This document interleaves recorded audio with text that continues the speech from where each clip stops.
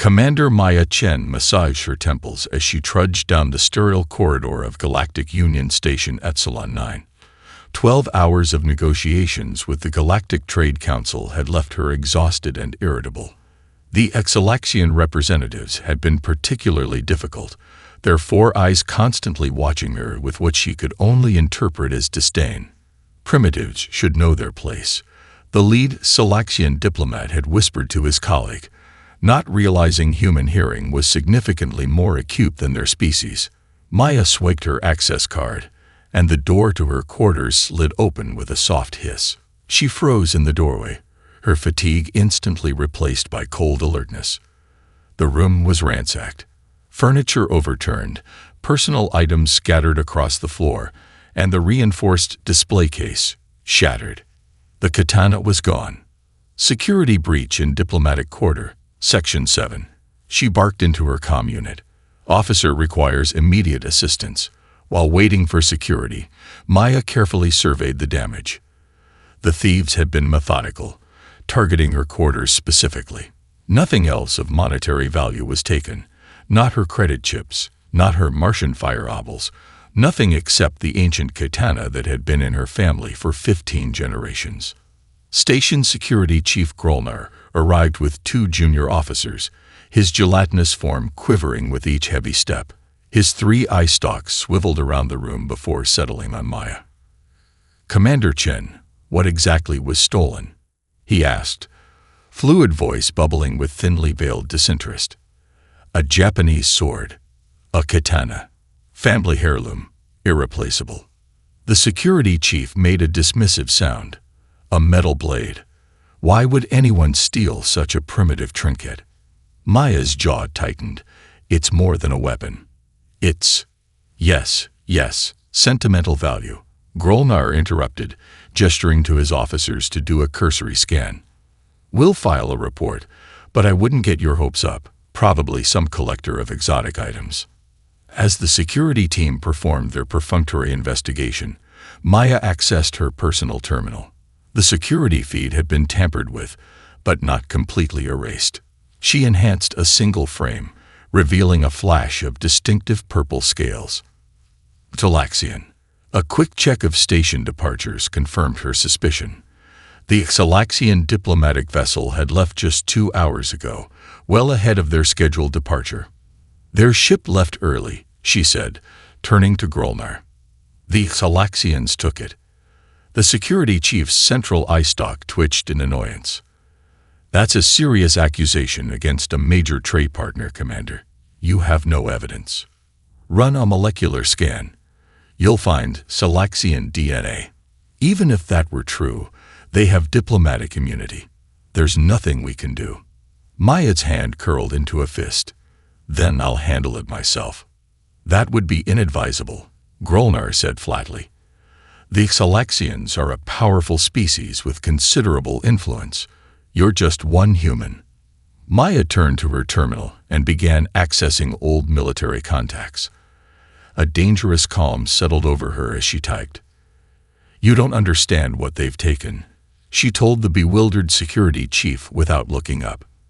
"That sword witnessed humanity's first contact with alien life. It carries our history." She finally turned, her eyes hard as flint. "And they don't understand what they've awakened." As Grolnar and his team left, Maya sent out a dozen encrypted messages to former comrades from her Special Forces days. Within minutes, she had transportation arranged on a fast courier ship. The hunt had begun. 6 hours, Jackson Reeves said, his cybernetic eye whirring as he checked the navigation display. "They've got a 6-hour head start, and they're taking the Scarlet Nebula route." Maya strapped herself into the co-pilot seat of the Swift Vengeance, a vessel that looked more like a collection of mismatched parts than a functioning spacecraft. The ship hadn't passed proper safety inspections in years, but it was fast. And right now, speed was all that mattered. "Can we catch them before they reach Salaxian space?" she asked. Jackson's organic eye gleamed with the old familiar light of impending danger. "Depends how many regulations we're willing to break." He punched in coordinates, and the ship's engines howled in protest. "And how much radiation poisoning you're comfortable with." The swift vengeance screamed through the jump gate, rattling violently as it accelerated beyond recommended speeds. Maya felt the G-forces pressing her into the seat, a sensation most aliens found unbearable, but humans had evolved to endure. "I haven't seen that look since Proxima Centauri," Jackson remarked as the stars blurred outside the viewport. "Must be one hell of a sword." Maya pulled up a hologram of the katana. "This blade has been in my family since Earth's first contact with alien life, 300 years ago." The image shifted to show an older woman in military uniform, the same katana at her side. "My great-grandmother, General Sophia Chen. During the first Salaxian incursion, their commander challenged humanity to prove our worth through combat." Another image, the general standing over a defeated Salaxian, the katana's blade gleaming with purple blood. "She beheaded him with a single strike." The Salaxians retreated. The formal contact that followed eventually led to Earth joining the Galactic Union. Jackson whistled. "So it's not just a fancy letter opener. It's proof the almighty Salaxians got their asses handed to them by primitive humans." "Exactly." Maya accessed the ship's medical dispenser, retrieving a military-grade stimulant. "The history in that blade is why they stole it. The Salaxians are hiding something, and my family's katana is proof of their dishonor. Those stims will kill you if you take too many," Jackson warned as she injected herself. "Sleep isn't an option." Maya pulled up the galactic map, studying the Salaxian vessel's trajectory. "We're entering the nebula in 20 minutes. Radiation levels will be lethal to most species. Good thing we're just slightly less fragile than most." Jackson adjusted their course, diving straight into the glowing crimson gases that gave the Scarlet Nebula its name.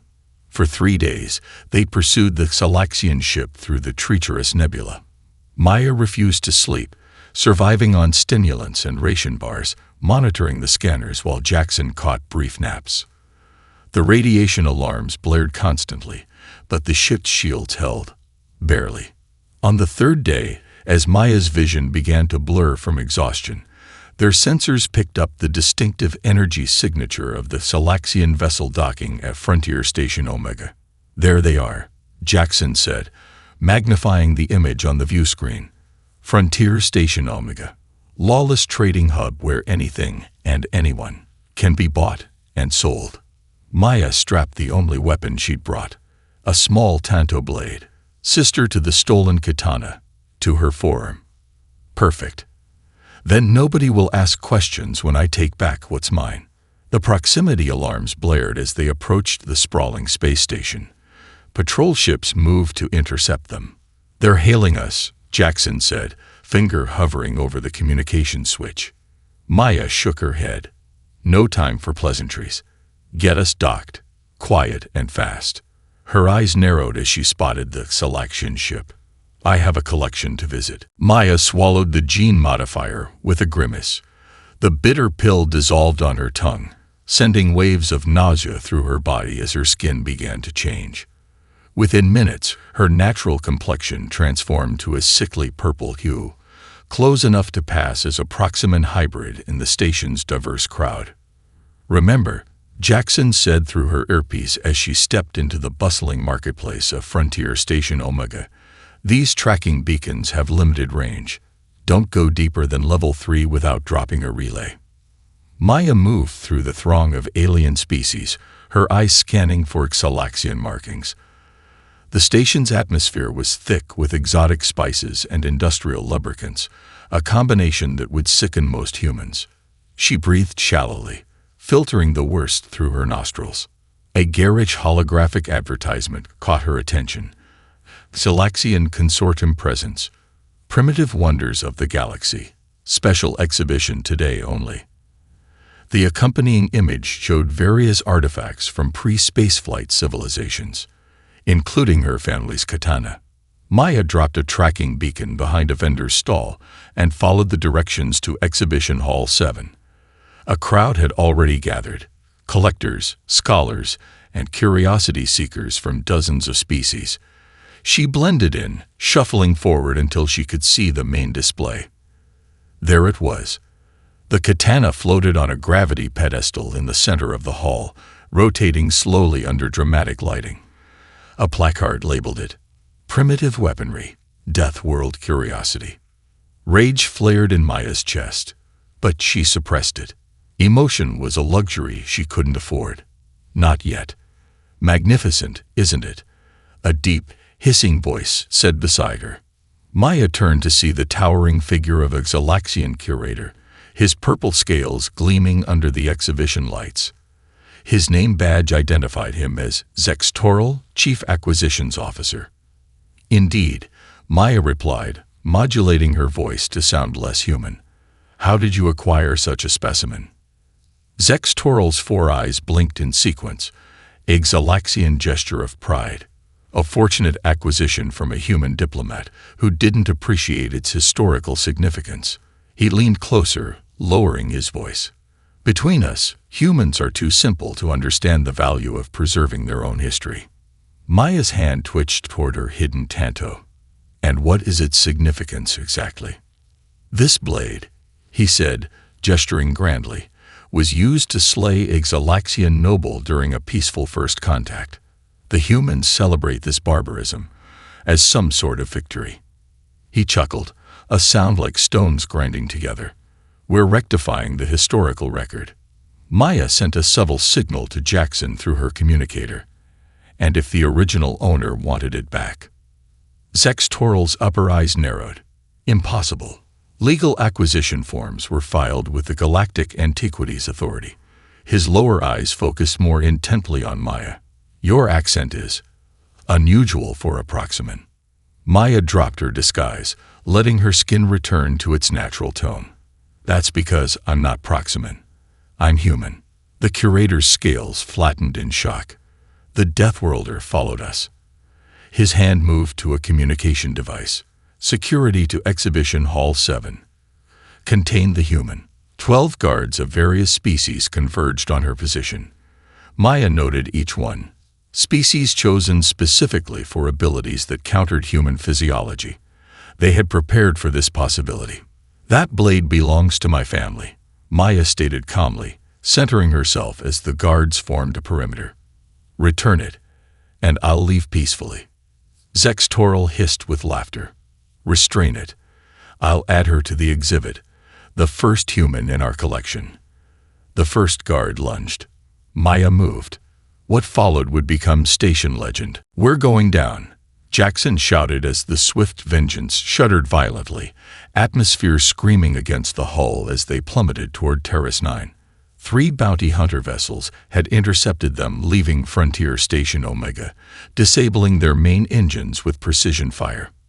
Maya strapped herself in, watching the ship's structural integrity readings drop into the red. "Can you control the descent?" "Define control," Jackson replied, wrestling with the manual controls. The verdant surface of Terrace 9 rushed toward them, a jungle deathworld with 1.3 g gravity and an atmosphere thick with hallucinogenic spores. "Brace for impact." The ship crashed through the massive canopy of alien trees, bouncing once, twice, before skidding to a halt in a clearing of bioluminescent vegetation. Warning alarms blared as toxic atmosphere began seeping through fractured seals. "Ships incoming," Jackson said, checking the sensors. 6 different hunter vessels. "Looks like the consortium put out a substantial bounty." Maya grabbed her emergency pack, stripping down to minimal gear. "How much?" 30 million credits alive. 15 million dead. Jackson whistled. "You made quite an impression on Omega." Through the viewport, Maya watched the clearing's edge with growing concern. The ship's sinking, she noted as purplish quicksand began consuming the vessel's hull. "Yeah, carnivorous quicksand." "Welcome to Terrace 9, Jackson said, trying to repair the communications array. "Even the dirt wants to eat you here." Maya applied a thick layer of neutralizing mud to her exposed skin. "I'll lead them away while you get communications back online." "Maya, there are 6 hunter teams out there. Professional killers." She checked her oxygen filters one last time. "Good. Then they'll be focused on me instead of you," She paused at the emergency hatch. "If I'm not back in 72 hours, don't come looking." "Yeah, I remember the protocol." Jackson's cybernetic eye whirred as he focused on her. "Try not to die." Maya slipped into the jungle, the planet's heavy gravity immediately weighing on her limbs. The oxygenated but toxic atmosphere would have overwhelmed most species' respiratory systems, but humans had evolved on a planet with wildly varying atmospheric conditions.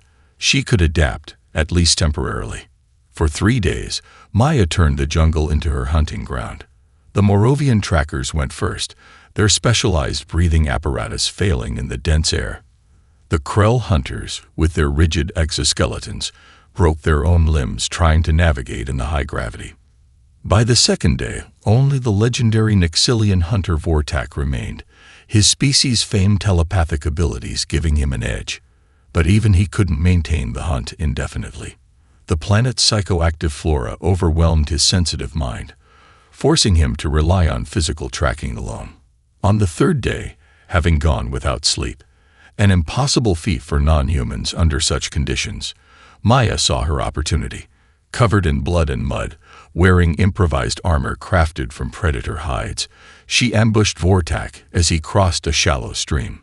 The Nixilian whirled, weapon raised, but Maya was already inside his guard. 3 precise strikes disabled his primary nervous clusters, dropping him to his knees. "How?" Vortak gasped, purple blood trickling from his breathing orifice. "Your biological limits should have collapsed a day ago. No species can function without sleep in this gravity." Maya smiled, teeth gleaming white against her mud-covered face. "That's the thing about humans," she said, delivering a final strike that rendered him unconscious. "Our limits are negotiable." She appropriated his ship and equipment, including his multi-frequency communicator. The channel to Jackson was still open. "Ready for pickup," she transmitted. "And bring the data crystals. I know where they're taking my Ketina." Supreme Curator Maltorax slammed his ceremonial staff against the chamber floor, silencing the panicked council members. The emergency meeting of the Salaxian Consortium had devolved into chaos as reports of the human survival spread. "One human," he hissed, scales flaring in anger, "cannot be allowed to humiliate our entire species." On the central projection, footage from Terrace 9 showed the remains of 6 hunter vessels and the unconscious forms of elite trackers. The final images, captured by Vortak's own recording device, showed Maya Chen approaching through the jungle, her body impossibly functional after 3 days without sleep in lethal conditions. Chief Scientist Zex Vorel approached the council table, nervously adjusting his ceremonial collar. "We've prepared containment protocols for our fortress on Salax Prime. Gravity generators calibrated to 3G, atmospheric scrubbers to reduce oxygen, and temperature controls set to human hypothermic levels. She cannot possibly function in such conditions," he assured the council, displaying Maya's last known trajectory. "Our analysis of Deathworlder physiology indicates these settings will incapacitate her within minutes." Maltorax's 4 eyes narrowed. "You said the same about Terrace 9. Across the galaxy, the stolen Nixilian vessel docked at Smuggler's Moon, an asteroid station known for its neutrality toward galactic politics. Maya and Jackson moved cautiously through crowded corridors where species from every corner of the galaxy conducted business beyond Union regulations. "My contact should be here," Jackson said, scanning the dimly lit cantina. Instead of one contact, they found 3 waiting at the designated table. A slender, pale Vordarian with luminescent eyes regarded Maya with open curiosity. Beside him sat a Quan's engineer, his translucent body shifting between solid and gaseous states. Most surprising was the massive form hunched in the shadows, an Ursan warrior, a species supposedly extinct for centuries. "Commander Chen." The Vordarian spoke directly into her mind, his telepathic voice clear despite the cantina's noise. "I am Scholar Tyrell. The consortium took my people's ancestral texts." The Quan solidified enough to extend a greeting tendril. "Engineer Ziv." They enslave my family for our phase-shifting abilities. The Urson simply growled, his massive clawed hand gripping a reinforced mug. Kurak. They hunted my kind to near extinction and called it specimen collection.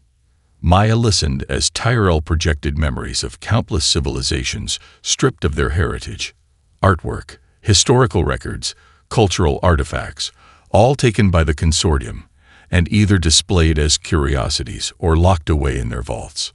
The consortium took more than your blade, the Vordarian explained, images of systematic theft spanning centuries flowing into Maya's consciousness. They're rewriting galactic history, erasing their crimes. As they planned their infiltration of Xalax Prime, the Urson studied Maya with ancient eyes. Why pursue a mere sword with such determination? Even for a human, this seems extreme. Maya hesitated, then unsheathed her hidden tanto blade, slicing her palm without flinching. Blood dripped onto a portable scanner Jackson produced, revealing microscopic data crystals suspended in her bloodstream. My family doesn't just carry the katana, she explained as holographic records of Salaxian war crimes materialized.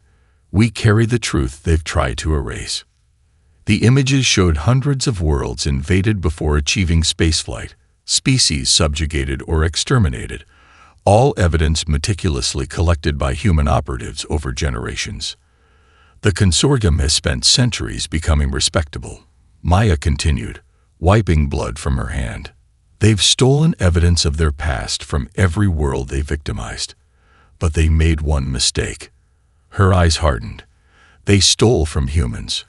And we don't forget. Xalax Prime's orbital defense grid was the deadliest in 7 sectors, but engineer Ziv's phase-shifting technology allowed their stolen vessel to slip through undetected. The massive planet loomed below, its capital city sprawling across an entire continent. At its center, the imposing fortress of the Salaxian consortium.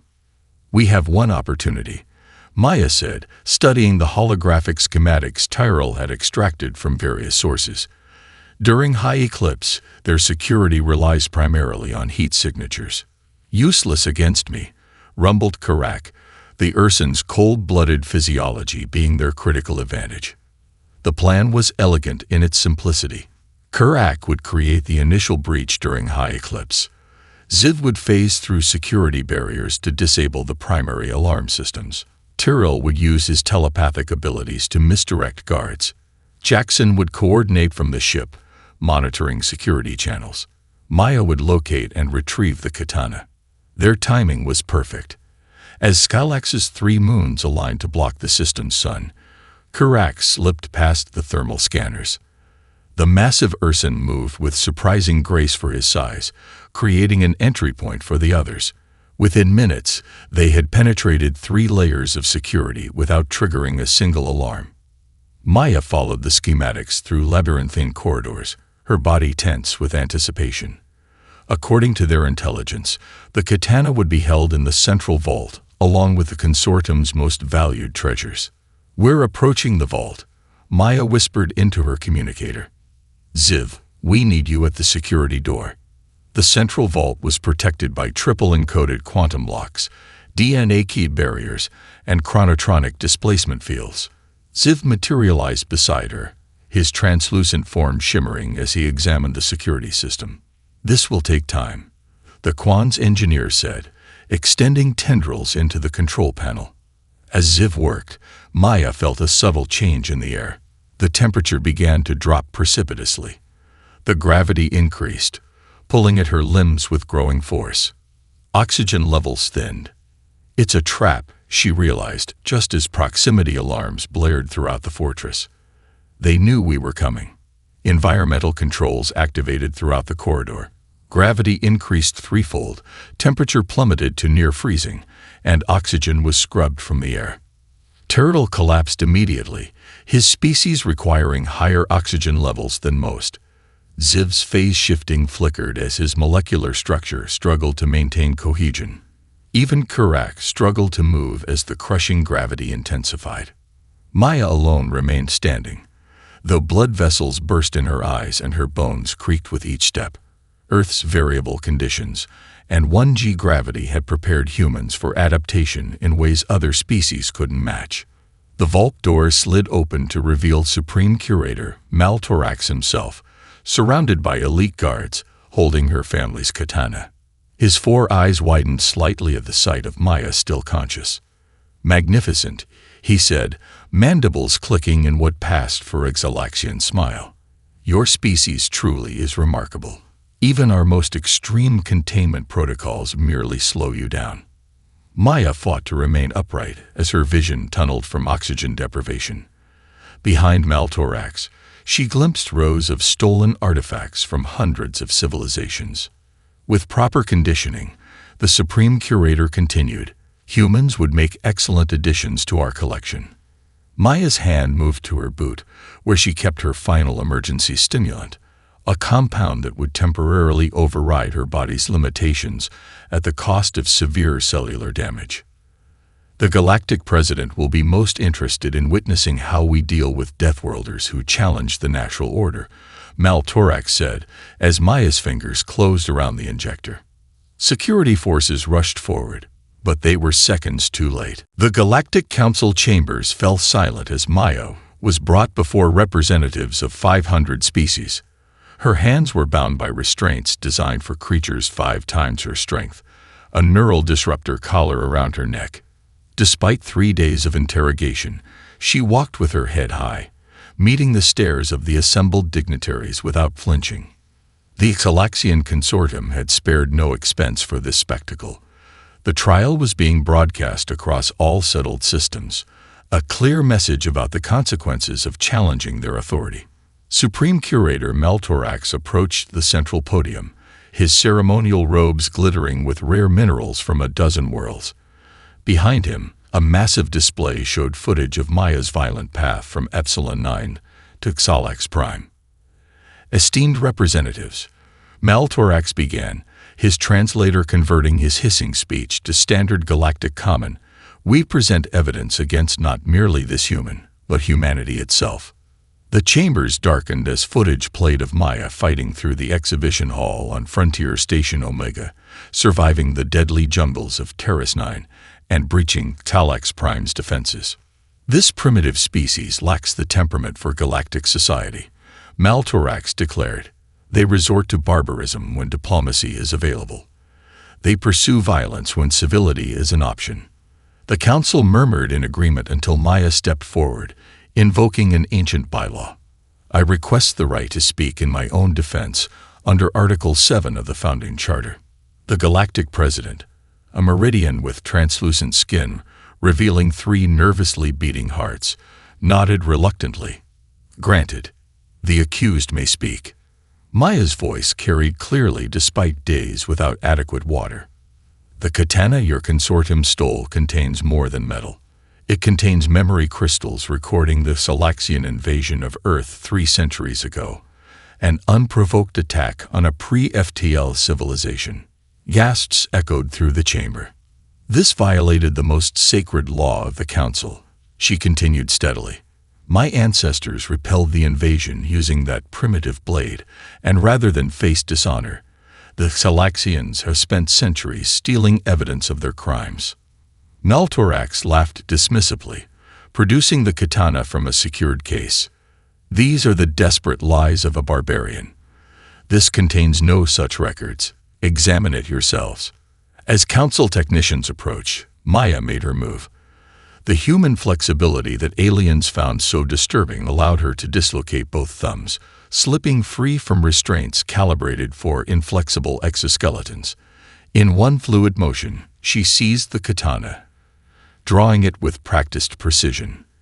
The blade, seemingly solid metal, split along microscopic seams, revealing crystalline data structures within. The neural disruptor at her neck sparked uselessly, another example of technology designed without understanding human nervous system architecture. "I could have escaped any time," she told the stunned council as the katana projected 3-dimensional evidence of Galaxian war crimes throughout history. "I chose trial because humans understand something your species doesn't. Justice matters more than vengeance." The evidence was damning. World after world invaded before achieving spaceflight. Species subjugated or exterminated. Historical records systematically erased. Maltorax lunged toward Maya in desperation, but centuries of human martial training met his attack. She sidestepped with perfect economy of motion, the Supreme Curator's momentum carrying him past her. The difference between humans and Salaxians, Maya said, watching him sprawl undignified before the council, is that we don't hide from our history. We learn from it. The Galactic Council's verdict was unanimous. The Salaxian consortium was stripped of diplomatic status, their vast collection ordered returned to rightful owners across the galaxy. Supreme Curator Maltorax and his inner circle faced imprisonment on the notorious penal asteroid Tartarus 7, where the gravity and atmospheric conditions mimicked those they had used to torture countless victims. Maya stood at the observation deck of the returning diplomatic vessel, her katana properly restored to its sheath, watching stars streak by. Jackson approached with a slight limp, still recovering from injuries sustained during their escape from Salax Prime. "Not bad for a primitive Deathworlder," he said, offering her a rare bottle of Earth whiskey. "You just rewrote galactic politics." Maya accepted the drink but remained silent, her gaze fixed on the viewport. The ship's captain, a Meridian whose transparent skin still showed elevated heart rates whenever humans were nearby, approached with caution. "Commander Chen," the captain began, extending a crystalline data queue with trembling appendages. "The Council has granted you something unprecedented. Personal thanks from 500 species and the title of Cultural Protection Advocate." Maya accepted the cue without expression. The captain lingered, gathering courage for the question everyone wanted answered. "If I may ask, why pursue them so relentlessly? Even without the historical records, why risk everything for a blade?" Maya studied the captain for a moment, then unsheathed the katana. Light played along its perfectly maintained edge, characters etched into the metal that predated Earth's contact with alien life. "This isn't just metal and memory crystals," she explained, running her finger along the ancient inscriptions. "This is my family's honor, carried through 15 generations.